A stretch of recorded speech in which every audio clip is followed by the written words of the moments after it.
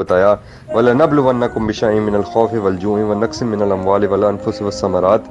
وَبَشِّرِ الصَّابِرِينَ۔ تو دراصل یہ جو ایک آیت ہے، یہ آیت آپ سمجھ لیں یہ تقدیر ہے۔ لوگ کوشچن کرتے ہیں نا جی تقدیر کیا ہے، تو اللہ تعالیٰ نے بتا دیا کہ یہ ہے تقدیر۔ وہ کیا ہے؟ میں تمہیں ضرور آزماؤں گا، وَلَنَبْلُوَنَّكُمْ، اور میں تمہیں ضرور آزماؤں گا۔ اللہ تعالیٰ کہہ رہے ہیں بھائی میں تمہیں ٹیسٹ کروں گا۔ تم نے جو میرے ساتھ میری سائٹ پر آنے کا جو دعویٰ کیا ہے، تم کہتے ہو ایاک نعبد،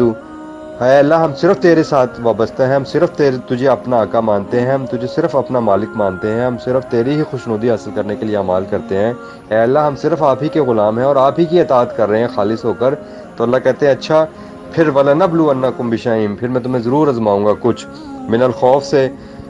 والجوع بھوک سے، تمہارے اوپر بھوک آ سکتی ہے، تم پر خوف آ سکتا ہے، کوئی اور قوم تم پر مسلط ہو سکتی ہے، یا اللہ کا کوئی اور اللہ کسی طریقے سے تمہیں ٹیسٹ کرنے کے لیے تمہیں آزما سکتے ہیں، تو اس چیز کا تم پر خوف ہو سکتا ہے، پھر تمہیں بھوک میں آزماؤں گا، ہو سکتا ہے تمہیں کیا ہوگا، بھوک سے کیسے آزمائیں گے، وَنَقْصٍ مِّنَ الْأَمْوَالِ وَالْأَنفُسِ وَالثَّمَرَاتِ، کہ تمہیں مال کا بھی نقصان ہو سکتا ہے، تمہارے کاروبار بھی بند ہو سکتے ہیں، تمہاری تجارتیں بھی نقصان میں آ سکتی ہیں، اور تمہاری اپنی ذات، تمہارے سے تمہاری کوئی اولاد چھینی جا سکتی ہے، تمہارے پیرنٹس کو تم سے چھینا جا سکتا ہے، تمہاری کوئی جان بھی ضائع ہو سکتی ہے۔ یعنی میں تم سے لے کر تمہیں آزما رہا ہوں۔ یعنی دنیا کے اندر جتنے بھی معاملات ہیں، دیکھیں کیا معاملات ہوتے ہیں، زندگی کے معاملات ہیں، ماں باپ بہن بھائی اور بیوی بچے ہیں انسان کے، تو اس کے حوالے سے اگر کوئی اللہ تعالیٰ کسی کو لے جاتا ہے، چھین لیتا ہے، اس کو وفات دے دیتا ہے، تو یہ جان کا نقصان ہے۔ اللہ تعالیٰ کہتے ہیں یہ بطور ٹیسٹ کیس میں نے تمہارا لیا ہے۔ پھر اللہ تعالیٰ کہتے ہیں تمہارے کاروبار ہیں، دنیا میں تم کاروبار کرتے ہو، تمہارا روزگار ہے، میں تم سے وقتی طور پہ تمہارا کاروبار بند ہو جاتے ہیں، میں تمہارا کاروبار بند کر دیتا ہوں، یا میں تمہارا روزگار تم سے وقتی طور پہ میں ٹیسٹ کرنے کے لیے تمہیں کہ تم میرے ساتھ اٹیچ رہتے ہو یا ادھر ادھر بھاگ جاتے ہو غیر اللہ کی خوشنودیاں حاصل کرنے کے لیے، پھر تمہیں لوگ بتائیں گے جی فلانی جگہ جاؤ، وہاں سے تمہارا کام بنے گا، فلانا جو ہے وہ رزق کھول دیتا ہے، فلانا جو ہے وہ یہ کاروبار چلا دے گا۔ تو یہ بہرحال یہ سب باتیں ٹیسٹ کرنے کے لیے اللہ تعالیٰ نے انسان کو خالص اپنے ساتھ وابستہ رہتے ہوئے زندگی گزارنے کا حکم دیا، اور کہا کہ اگر کوئی میں تمہیں ٹیسٹ لوں گا، کہ میں چیک کروں گا کہ آیا تم واقعتاً میری سائٹ پہ کھڑے رہتے ہو، میرے ساتھ اٹیچ رہتے ہو، تو اس کے لیے میں تمہیں کیا کروں گا، ان ساری چیزوں میں تمہیں ضرور آزماؤں گا۔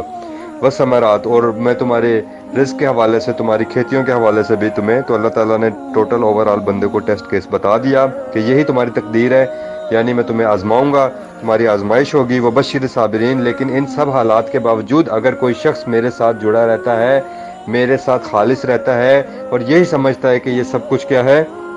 یہ اللہ کی طرف سے ہے، تو ایسے لوگوں کو جو میرے ساتھ جڑے رہیں ان کو خوشخبری سنا دیجئے۔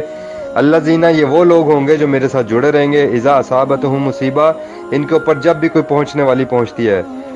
اصابت کا مطلب ہوتا ہے پہنچنا، مصیبہ کوئی پہنچنے والی، مصیبت عربی کا لفظ ہے، قرآن کا لفظ ہے، ہمارے یہاں اردو میں جو لفظ مصیبت استعمال کیا جاتا ہے وہ تو مصیبت کے لیے ہی استعمال کیا جاتا ہے، یعنی کوئی بری چیز، لیکن قرآن میں جب کوئی اللہ تعالیٰ بات کرتے ہیں کہ جب بھی کوئی پہنچنے والی پہنچتی ہے،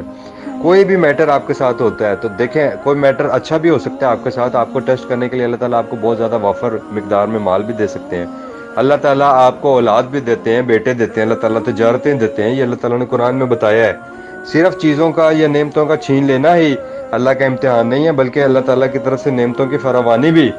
نعمتوں کا دینا بھی اللہ تعالیٰ کی طرف سے ایک امتحان ہوتا ہے۔ تو اللہ تعالیٰ کہتے ہیں اذا اصابتہم مصیبہ، جب بھی کوئی پہنچنے والی تمہیں پہنچتی ہے، قالو، تو وہ جو لوگ ہیں جو میرے ساتھ ثابت قدم رہتے ہیں وہ کیا کہتے ہیں، ان للہ، بے شک ہم سب اللہ ہی کے لیے ہیں، و انا الیہ راجعون، اور ہمیں بالآخر اللہ ہی کی طرف تو لوٹ کر جانا ہے۔